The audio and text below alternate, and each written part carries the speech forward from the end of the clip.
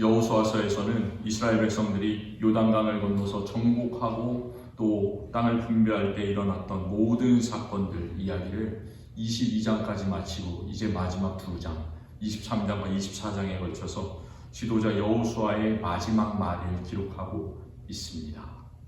마지막, 우리 인생의 마지막, 세상의 마지막.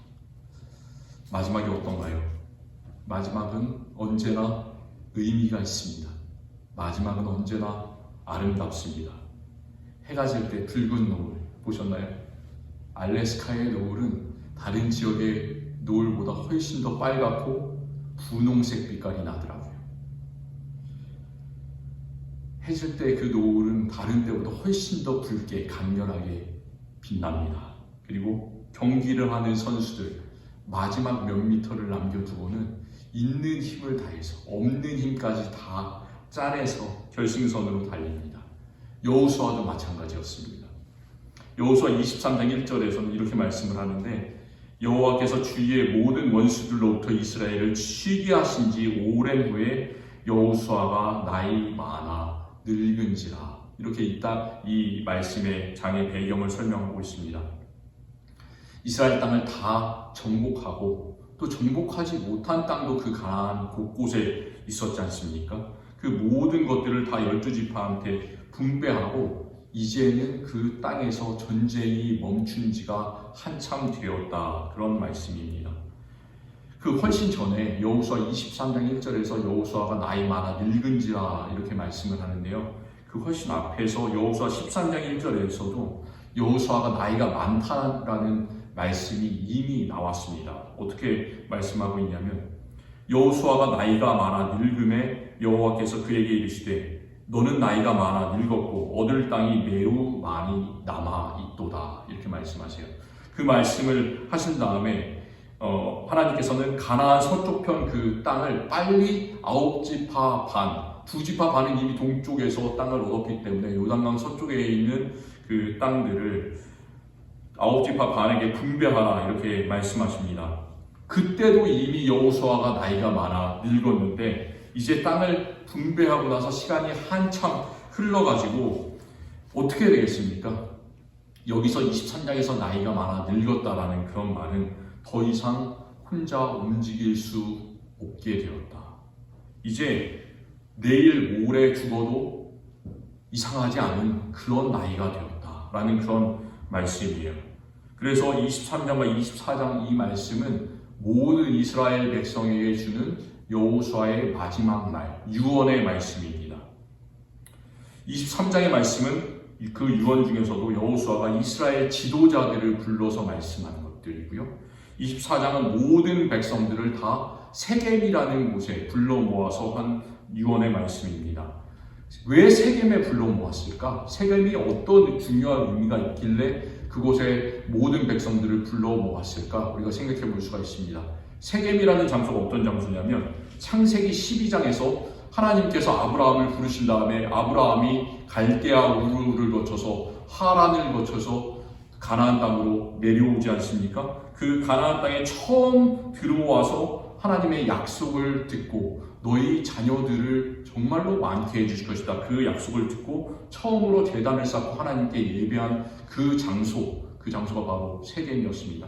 그러니까 세겜이라는 그 장소의 의미는 하나님의 계약을 새롭게 한다, 갱신한다라는 그런 의미가 있습니다. 그러니까 여호수아도 마찬가지로 하나님께서 모세에게 주었던 그 언약을 새롭게 하면서 이렇게 세겜의 모든 백성들을 불러 모아서 하나님의 말씀을 전하고 있습니다.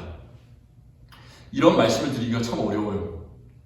내가 만약 여호수아와 같이 유언을 하게 된다면 나는 어떤 말을 남길 수 있을까? 생각해 보신 적 있습니까? 나의 유언으로서 나는 어떤 말을 사랑하는 사람들에게, 내 자녀들에게 전할 수 있을까? 생각해 보세요.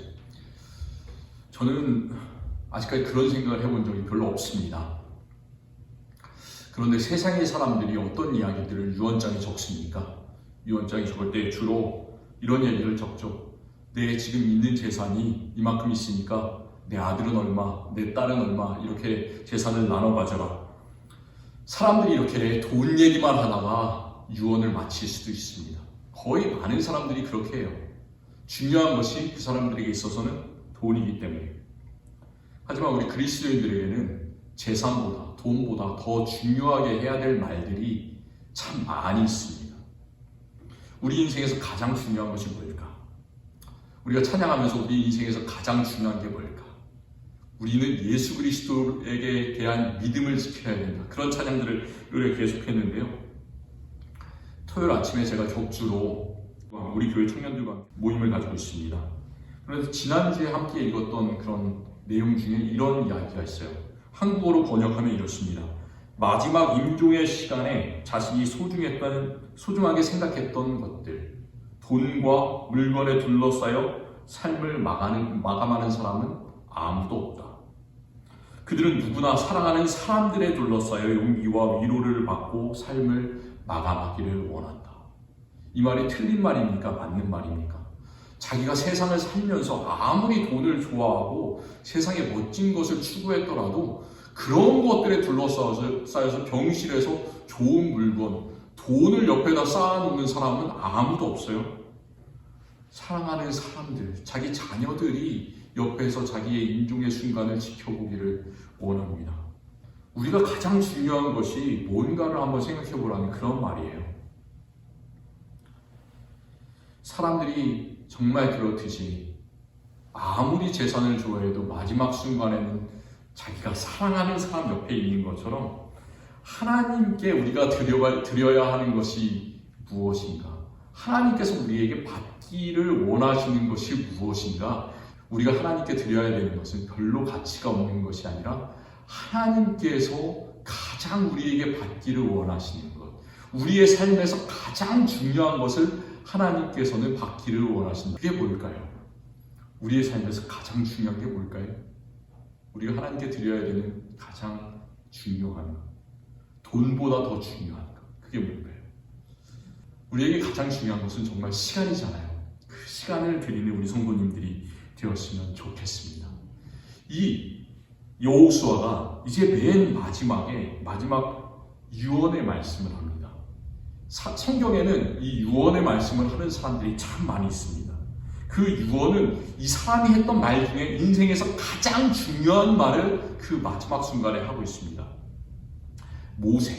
모세는 신명기 31장에서 하나님께서 지금까지 주신 그 계명을, 율법을 잘 지켜라, 그런 말씀을 하면서 잘 지킬 경우에 너희에게는 복이 있고 그렇지 않을 경우에는 화가 있다, 이런 이야기들을 합니다. 사무엘상 12장에서 이제 마지막 순간에 사무엘이 마지막 사사지 않습니까? 그리고 그 다음부터 왕조 시대가 열리는데 진정한 왕은 사람 왕이 아니라 하나님 왕이시다. 하나님을 섬겨라, 그 말을 하고 있습니다. 바울, 사도행전 20장에서 자기가 사랑했던 에베소 교회의 장로들 앞에서 고별 설교를 합니다. 나의 달려갈 길과 하나님께서 나에게 주신 그 사명, 그것을 마치려 하면은 나의 생명을 조금도 귀한 것으로 여기지 아니하노라, 그런 말을 합니다. 예수님 제자들의 발을 요한복음 13장에서 씻기신 다음에 그 다음에 14장부터 16장까지 긴 설교를 하시고 나는 참 포도나무요 너희는 가지다. 다 그 하나님과 우리 사이의 관계성에 대해서 말씀해 주세요. 너는 내 안에 있어야 된다. 그런 말씀을 하신 다음에 이제 요한복음 17장에서 하늘을 향하여 우러러서 하나님께 이 제자들이 정말 하나님 안에서 있었으면 좋겠습니다. 이 제자들이 끝까지 지켜주시기를 원합니다. 이 제자들이 만나게 될 다른 제자들도 마찬가지로 이 제자들처럼 우리 안에 있었으면 좋겠습니다. 이런 간절한 기도를 하십니다. 이 모든 사람의 말은 그들의 일생에 있어서 가장 중요한 그런 말씀입니다. 그렇다면 여호수아는 어떤 말을 전할까요? 가장 중요한 말의 핵심만 우리가 한번 살펴봤으면 좋겠습니다. 그 중요한 핵심은 오늘 6절 말씀이에요. 사실 6절 말씀에서는 하나님의 율법을 지켜 행하고 우로나 좌우나 치우치지 말아라. 모세가 했던 그런 내용과 똑같은 내용들을 여호수아는 모세의 시종이었잖아요. 똑같은 말씀을 전하고 있습니다. 그런데 그렇게 하기 위해서 하나님의 율법을 좌로나 우로나 치우치지 않고 따르기 위해서 더 중요한 것, 그런 세부적인 내용들을 여호수아가 아주 강조하고 있는데, 그것은 가나안 땅 사람들과 어울리지 마라라는 내용이에요. 가나안 땅 사람들과 교류하지 말아라.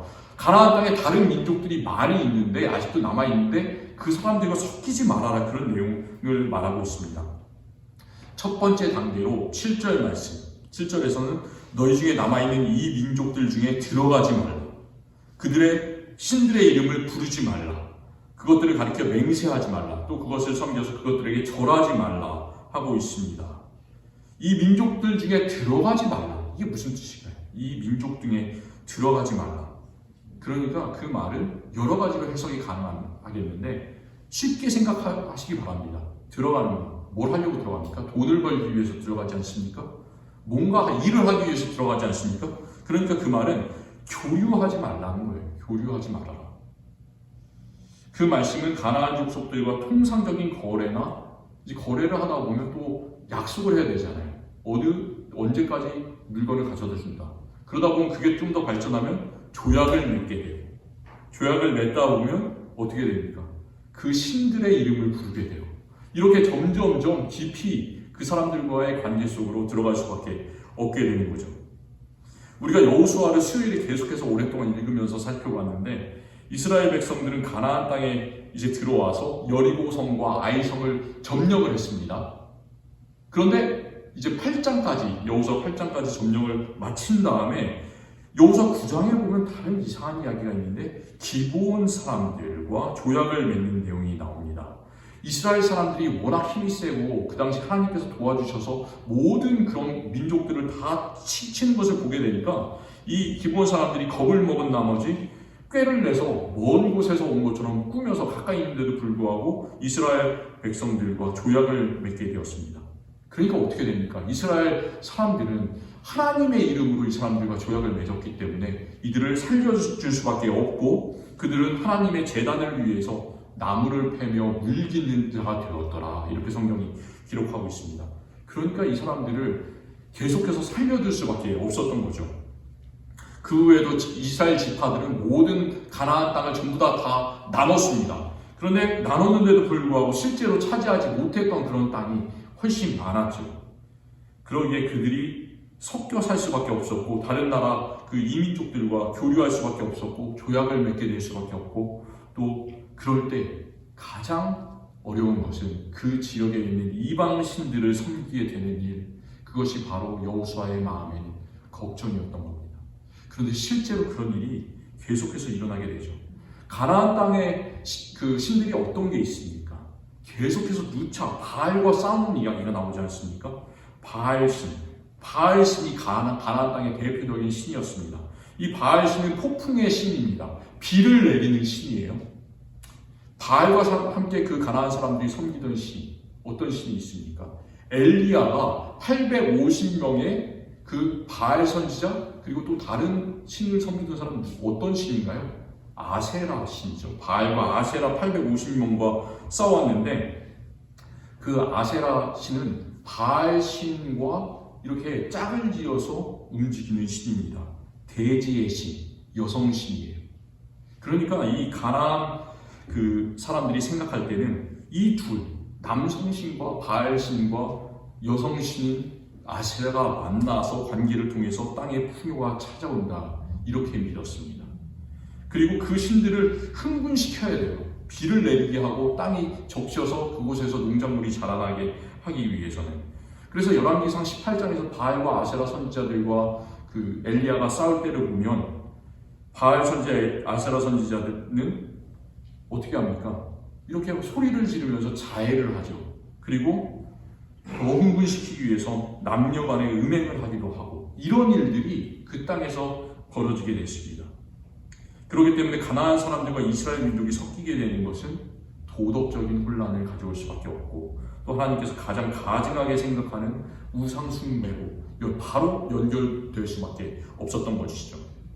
그래서 이 사람들 안에 들어가지 말아라, 교류하지 말아라, 이렇게 첫 번째로 이야기를 하고 있습니다. 또 두 번째 단계를 이제 12절에서는 이야기하는데 12절에서는 이렇게 말씀합니다. 돌아서서 이 민족들을 가까이 하여 더불어 혼인하고 왕래하지 말아라, 이렇게 말하고 있습니다. 단지 들어가서 교류하는 것뿐만이 아니라 더 나아가서 혼인하고 왕래하지 말아라 경고를 하는데, 그 혼인하고 왕래할 경우에 어떻게 되겠습니까? 그들은 하나님의 백성으로서의 정체성을 상실하게 된다. 그것을 여호수아가 두려워하고 있습니다. 그래서 여호수아가 하는 23장의 말씀을 간단히 요약하면 13절 말씀으로 우리가 요약할 수가 있습니다. 그러므로 스스로 조심하여 너희 하나님 여호와를 사랑하라. 스스로 조심해야 된다는 거죠. 그 안에 살고 있지만, 가나안 땅에 살고 있지만 너희는 스스로 조심하고 항상 하나님 한 분만을 섬겨야 된다. 스스로 조심하라는 말이 어떤 정도의 강한 말일까요? 우리가 이런 말을 하지 않습니까? 우리나라 속담에 돌다리도 두들겨보고 건너라. 그 비슷한 속담이 또 어떤 게 있습니까? 원숭이도 나무에서 떨어진다. 이게 해석에 따라 다르겠지만 조심해라라는 그런 말이잖아요. 내가 아무리 잘하더라도 이렇게 떨어질 수가 있다. 돌다리도 무너질 수가 있다. 어떤 일을 신중하게 결정해야 될 때, 드라마를 보면 이런 말이 상당히 많이 나오는 것 같아요. 깡패들, 조폭들 이런 말 많이 하죠. 조심해서 나쁠 건 없어, 뭐 이런 말들 많이 하지 않습니까? 그런데 여호수아가 말씀했던 그 스스로 조심하라 라는 말은 그냥 단지 경계를 해라, 다른 민족들을 경계를 해라, 이 정도가 아니에요. 우리가 계속해서 오늘 말씀에서 읽었는데 23장 마지막 16절 말씀처럼 가나안 백성들과 교류하고 혼인하고 이방신을 섬기면 하나님께서 주신 이 아름다운 땅에서 멸망할 것이다 라는 그런 말이에요. 아예 니네 민족이 싹 다 없어질 거야, 이런 말을 하고 있어요. 이게 마지막에 할 말인가요? 사실 마지막에는 다 좋은 말을 하려고 하잖아요. 내가 유언의 말을 하려고 그러면 좋은 말을 주로 하지 않겠습니까? 그런데 너희는 멸망할 거야, 이런 말입니다. 그러니까 이것은 그냥 단지 조심하라는 말을 넘어서 스스로 조심하라는 말은 진짜 조심해라, 이것은 마지막 경고다라는 그런 말이에요. 여호수아는 이 말씀을 이스라엘 백성들에게만 아니라 우리들에게도 하고 있습니다. 우리는 여호수아 그 이스라엘 백성들 살던 시대보다 3000년 전보다 훨씬 더 많은 다양한 배경, 다양한 종교, 또 다양한 사람들과 섞여서 이 세상을 살아가고 있습니다. 그렇지 않습니까? 이 알래스카가 또 상당히 이 민족들 간의 분포가 다양하지 않습니까? 이런 세상 속에서 우리가 어떻게 예수님을 믿는 사람으로서의 정체성을 잘 지킬 수 있을까? 옛날 3000년 전에는 스스로 조심하면 됐지만 지금은 그게 훨씬 더 어려운 세상에서 살고 있습니다. 바로 그 물음이 여호수아가 오늘 지금 우리에게 던지는 물음이에요. 우리가 복잡한 세상 속에서 어떻게 우리의 그리스도인의 정체성을 잘 지킬 수 있을까? 잘 생각해 보시기 바랍니다. 고린도후서 6장, 바울이 그리스도를 믿는 성도들과 믿지 않는 사람 간의 교류에 대해서 이런 경고의 말씀을 하고 있습니다. 과연 내가 이 말씀을 지킬 수 있을까? 그렇지 못할까? 한번 생각해 보세요. 너희는 믿지 않는 자와 멍에를 함께 매지 말라. 의와 불법이 어찌 함께하며 빛과 어둠이 어찌 사귀며 그리스도와 벨리알이 어찌 조화되며, 벨리알은 우상의 이름이죠. 믿는 자와 믿지 않는 자가 어찌 상관하며 하나님의 성전과 우상이 어찌 일치가 되리요. 전혀 틈을 주지 말라, 이런 말씀을 하는데, 바울의 이 말씀에 따르면 그리스도인들은 믿지 않는 사람들과 가면 어떤 것도 하지 말아라, 이렇게 들립니다. 그런데 실제로 우리가 그렇지 않잖아요. 이 세상에 정말로 많은 믿지 않는 사람들이 있는데 그들과 항상 섞여 살아야 되는 그런 상황 속에 우리 있지 않습니까? 우리가 집에서 겨울이 됐어요. 겨울이 돼서 뭐 운전하기가 힘들어요. 그래서 우버를 불렀어요. 택시를 불렀단 말입니다. 그런데 택시를 불렀는데 그 드라이버가 기독교인일 수도 있고 이슬람 신자일 수도 있고 다른 종교일 수도 있고 이단을 섬기는 뭐 그런 사람들일 수도 있잖아요. 근데 내가 차를 타고 가다 이 사람이 무슬림인 걸 알았어요. 차에서 내립니까? 어떻게 하겠어요? 내가 그런 프랙티컬한 진짜 실제적인 그런 문제에 봉착을 했다.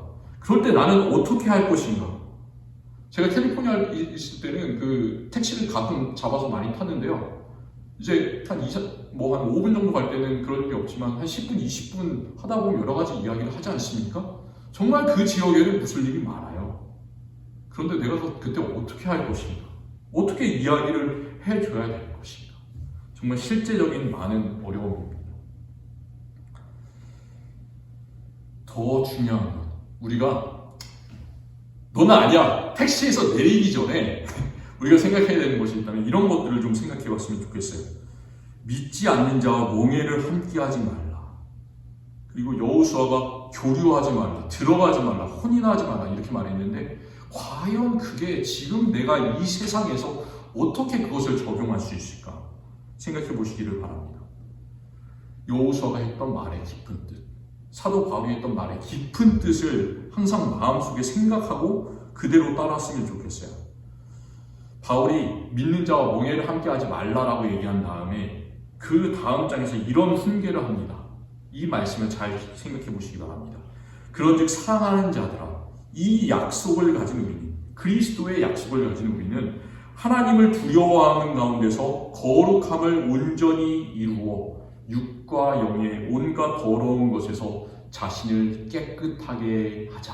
이렇게 고린도후서 7장 1절에서 말씀하고 있습니다. 그러니까 교류하지 말아라, 혼인하지 말아라 라는 정말로 깊은 뜻은, 그 안에 있는 깊은 뜻은 너희가 세상에 섞이지 않고 하나님 앞에서 경건을 유지해라 라는 그런 말이에요. 이 말씀처럼 우리가 어느 정도까지 믿는 사람들과 믿는 사람으로서 믿지 않는 사람들과 교류를 해야 되는가, 교류를 해서는 안 되는가, 내 자신이 그 선을 정할 수 있습니다. 그리고 그것에 따라 행동할 수가 있습니다.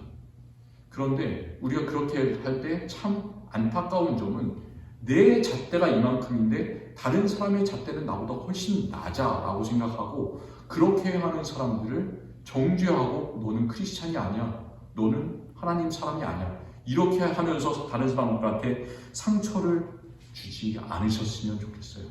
왜냐하면 우리의 믿음의 분량은 사람들마다 다 다릅니다.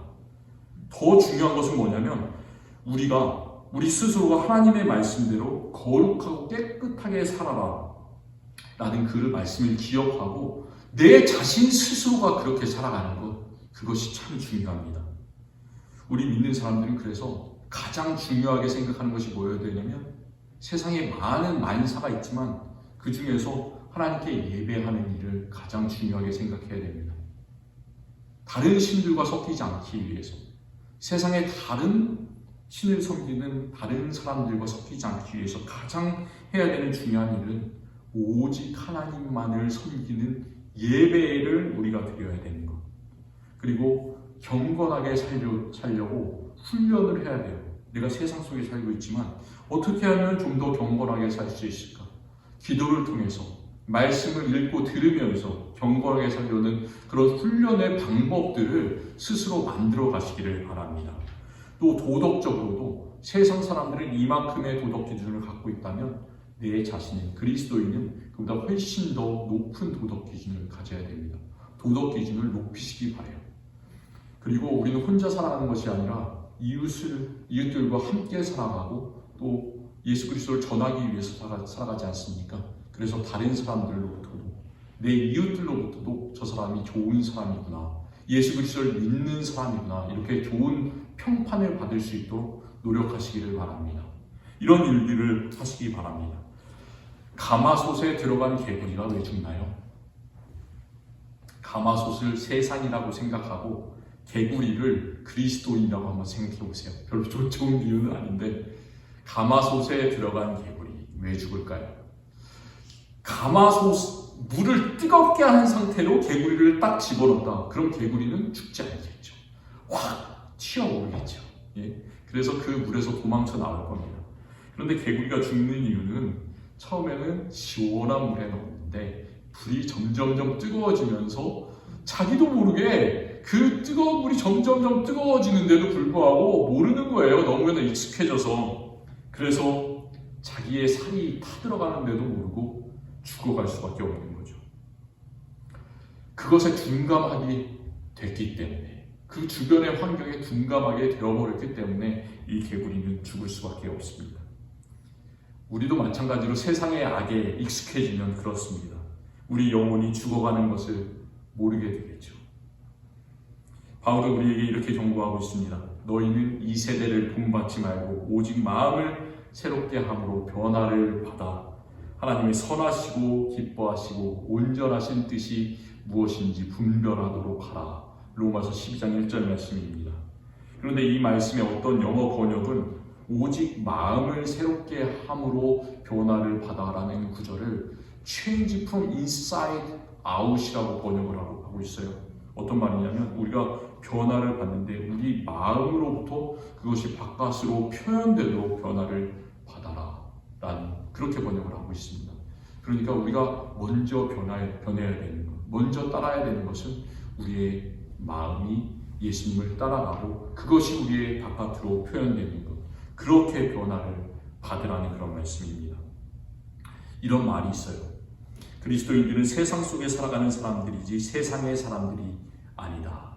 In the world, we are living in the world, but we are not the people of the world 라는 그런 말이 있습니다. 우리는 그래요. 세상 속에서 살아가지만 세상의 사람들은 아닙니다.